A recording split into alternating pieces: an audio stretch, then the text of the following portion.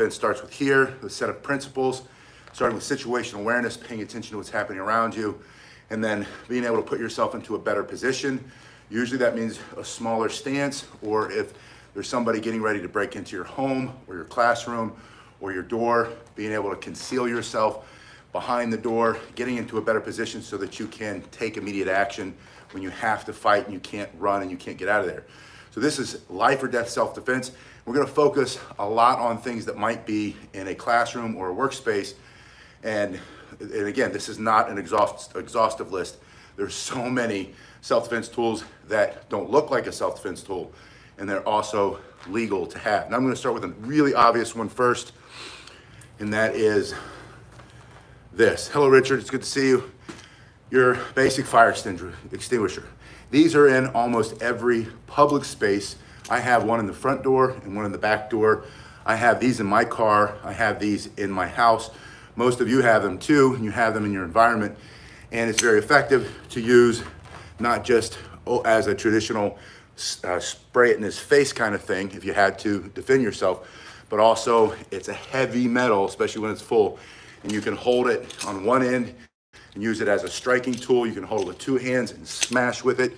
You can hold it this way, coming in and smash for self-defense. If we're in an active shooting situation or somebody with a knife or another weapon, and again, you can't, we're past run and hide. We say run, hide, fight.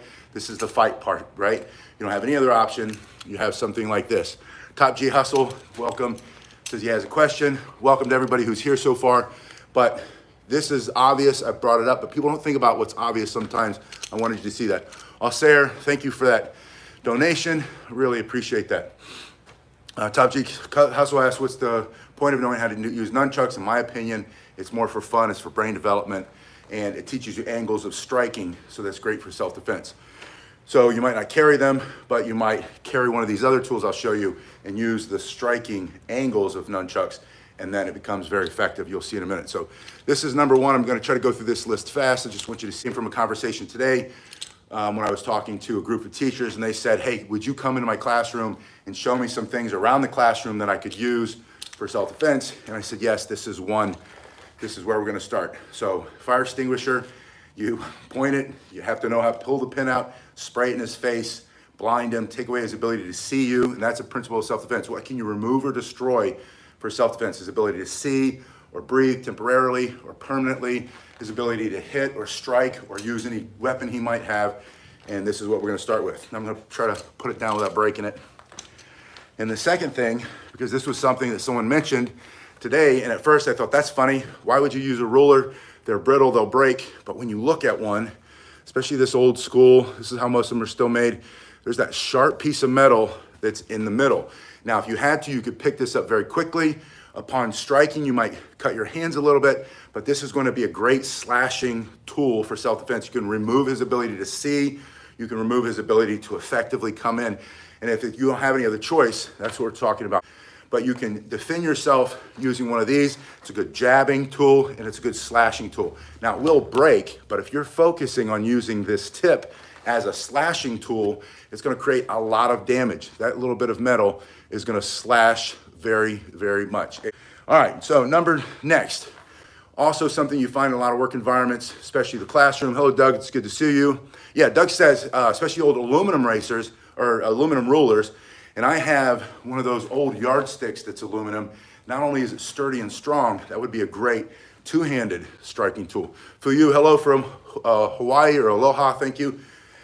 A pair of scissors and a good titanium sturdy set of scissors. Most teachers have these, most work office environments have a good pair of scissors, titanium or something like that, and you would just grab and have a firm grip. And it's obvious how you would use this for self-defense if you had no other option but to defend yourself. Hello, Sensei Emmett, it's good to see you. Sensei Emmett, I got your email this morning. Thank you for that. I'm looking forward to seeing your book. Sensei Emmett has a book coming out. Make sure if you haven't done so, you go and take a look at his channel and sign up. He said he's getting ready to get really active again. So I'm gonna put that one down. Again, that's one of the obvious ones. The old swing line, and this is I think this is a Staples brand, so it's not as nice, it's not as heavy. But the old swing line, if you have a workplace that invests in good work equipment, you're gonna have those heavy duty staplers. And you can use the stapler closed or you can use it open, and you can use it again as a striking, slashing tool. Now it's gonna come back and close on your fingers unless you hold it here. You can punch with it, you can jab with it on either side, or I would personally, because I have big fat hands, I would just leave it closed and I would probably hold it this way and strike with this. And the idea is, if you don't have any other choice, someone's coming through the door and they have something like this and they're shooting or whatever, and you have to, we say run, hide, fight. There's no more run, there's no more hide. You have to fight to save your life, the lives of others that you're taking care of, that you're protecting. Anything you can pick up that you can use, you're gonna have to use it, even using your bare hands. And again, it all starts here, situational awareness, better position, where are you gonna stand? These questions will pop into your head. You take a deep breath. That's not gonna take away all the nerves. It's not gonna take away the fear. It's just gonna start to calm you just enough that you can think of some good ideas, some things that you can use. So the stapler, just a smashing, hold it like this, punch with it. That's gonna make your punches so much harder because of the weight and having something firm to wrap your hand around. Now, speaking of that, having a weight in your hand, using these markers, and this is just an off-brand, like dollar store marker, but again, offices, schools have nicer supplies usually because they're meant to last longer. And a dry erase board marker, or these big old fat markers, or even a big Sharpie, holding that tight in your hand. You can jab with it, you can swing it this way, you can come backhand smashing this way, you can come over the top, smashing to the nose, into the eyes, into the teeth, or the throat for self-defense. Again, the question is, what can you remove or destroy? And then you have it in your hand this way, and even just striking, you're gonna hit so much harder because you're holding on to this in your hand. Now, the next one's a little bit different type of self-defense tool, and that's the good old hand sanitizer. These are everywhere now. But the hand sanitizer, full of alcohol, you unscrew it, put a big glob in your hand, and then just smash it into his face, hoping to get in his eyes, his nose, his mouth, choking him up, making it hard for him to see or breathe. Again, you're asking, what can you remove or destroy for self-defense long enough that you can get away, or maybe you can press the attack in another way, knock him to the ground, take that thing out of his arm, out of his hands. I was talking to our tech guy at the school yesterday, I think, and he said he was just recently at a seminar, and someone said, you know, you stand behind the door, the guy comes in, and you just grab and hold on. If he has one of these, you grab and hold on to it, and then you'll have all the leverage in the world, and then you'll hold on for dear life. He's not gonna be able to rip it out of your hands because of the leverage. Same thing with, and it's way over there, I'd show you. I'm not gonna show you the other one that I have because it's loaded, but if he's got a handgun, you can grab the end, and then you have leverage on this. And I'm not saying, you know, Krav Maga, take it away and do all this stuff. I'm just saying, if it's life or death, you have no other choice, and you instinctively grab that barrel, you're gonna have a lot of leverage, and then the other elbow striking to the head for self-defense. Now, this one is a favorite tool of mine. I'll pick that other one up in a minute. And this is just a metal. We're trying to get rid of all the plastics in our household because of what the plastics leaking into your food, into your diet, and especially what it does to young boys. We have a young boy, so we're getting rid of all of our plastics. We've gone to metal and glass water bottles only. And so if you carry something like this, you might want to carry it just for the purpose of self-defense. And my mother-in-law often, she carries one, a little bit slimline, that fits her hand better. And she says, you know, when I come home, she comes out of the office downtown late at night, she has to go to her car, she immediately pulls out the keys in one hand, and she's got a water bottle in the other hand, and she's ready to jab, she's ready to strike, she's ready to smash, she's ready to bring it back this way. And she shows me all those motions, and she said, you know, that's how I would use it. And I said, I think that's probably the best way to use it. Just it's simple, basic, you know, keep it simple. You don't have to do anything fancy. It's not a martial arts weapon. It's a smashing, defend your life, get home safe, let him go home in the back of an ambulance weapon. So think about your water bottles, how you might use them. And I would ask you, please, as a favor to me and our virtual dojo, put in the comment section, because comment section will last longer. Put in the comment section all of the self-defense tools that you have in your environment. What is a self-defense weapon you could use that's not a self-defense weapon, doesn't look like a self-defense weapon, and is legal to carry, and put those in the comment section. Hello, ex-NYC Prepper. He says he has his quantum shirt. There's a link below if you want to get a quantum shirt. I appreciate that, NYC Prepper. This is a smaller one. I sell these. Let me grab the bigger one. I'll be right back. You can always see me because of the mirror. this one is 1.25 inches. It's made out of oak. I make these. I sell a lot of these to my students here. And if you want one, there's a link below, or go to the hardware store, do-it-yourself shop, buy yourself a 36-inch hardwood dowel rod. Don't go for poplar. Don't do like white pine, but get one of these tougher ones. And then, G Hustle asked earlier, what's the value of the nunchucks for self-defense? And these are the same strikes using this. Now this is for a smaller hand. This is for a big fat hand, or just if you want something that hits a lot harder. It's just a piece of wood, and you can have this in your work environment.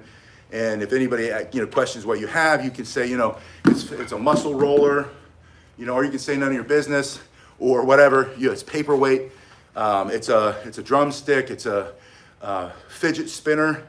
Anything can be a fidget spinner or a fidget toy these days. Keep your mind focused.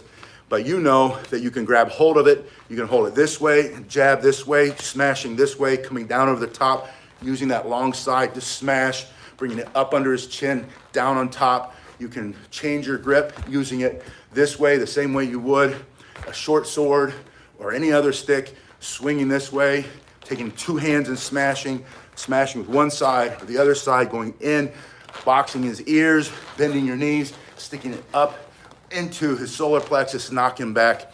Yeah, muscle roller, Alita says. And since Amos said, my comment section is not big enough for the weapons list that he has, but please put some of them in there. The whole idea of you participating in the comment section, you being everybody, is that all of your ideas might be things I didn't even think about. And like I said at the beginning of this, self-defense tools that don't look like self-defense tools that are legal to carry everywhere and anywhere, that can be anything. And sometimes it's a great exercise if you go around your day and you look in your living environment, your work environment, your school environment, wherever you are, and pick up things and think, how could I use this if I had to, if it's life or death? Now, I also said something to these teachers, Mike, if you're still here, and this is something that I feel compelled to say. The teachers shouldn't feel like they're the front line. They shouldn't feel like it's their job to be picking up a stapler and picking up a ruler and defending themselves.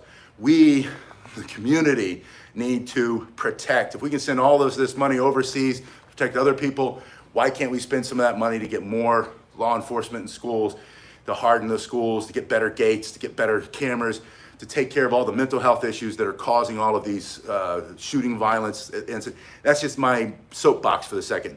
But it's something that I wanted to share because I hate the idea. I'll teach anybody self-defense. I'm passionate about it. I think everybody should know how to defend themselves. I think it's great for any time, whether we have lots of peace in the world or if we're in a chaotic situation like we're in now. But having said that, I also have, since this whole thing started with the schools, I've been thinking these teachers shouldn't have to be terrified going to work with that in the back of their head. That should be something that we could have solved a long time ago. It makes me sick that we still haven't done that. But Mike will tell you, we're taking care of that over here, and we're gonna make our situation the best and the hardest that we can be. All right. John says many touch-up spray in the eyes, anything you can spray. I have a Windex in the front desk. You can Windex them, that stuff. If you've ever got it in your eyes, it burns, and it doesn't burn for a lot. It's not like spraying them with CS gas or something, but just whatever you can do to then close that distance and smash with your elbows or hit them with something else, or maybe push them back out the door and secure your door. Whatever you can do to get them out of your face to save your life is gonna work. So there's no wrong answer, that's my point. Now this is a local magazine. You see the purpose. I'm not trying to show you that dude.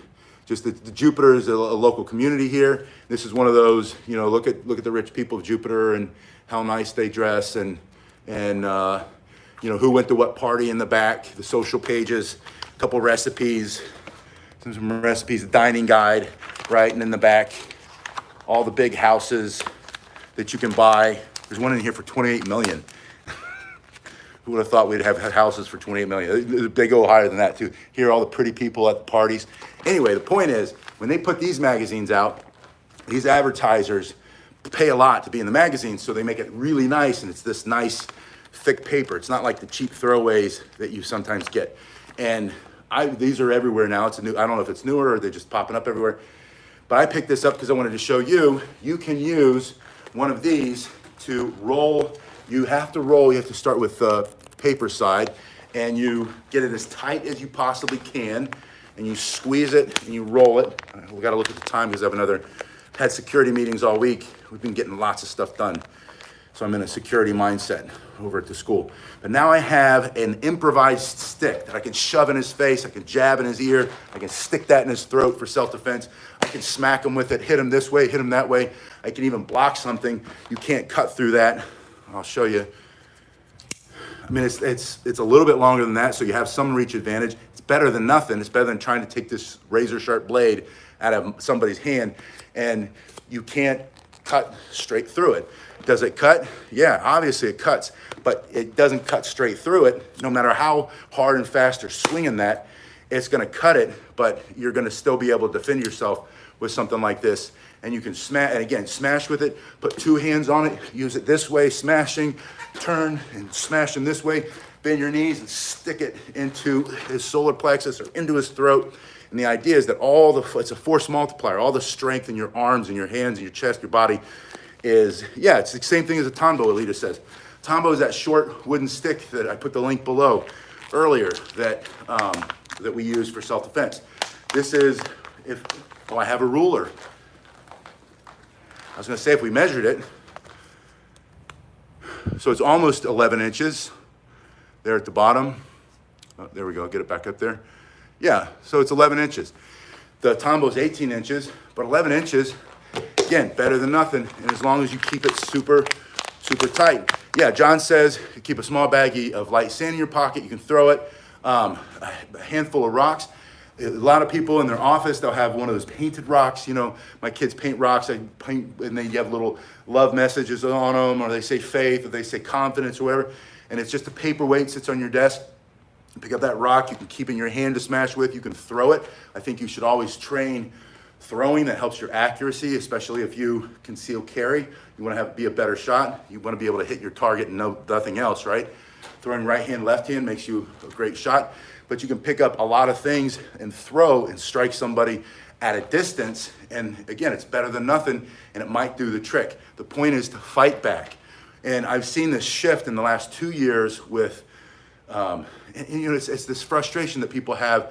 We've been saying run, hide, fight for so long. We've been saying we've got to do something about school shootings, office shootings, mass shootings. And I'm not getting into the politics of all of them because I have different opinions than a lot of people.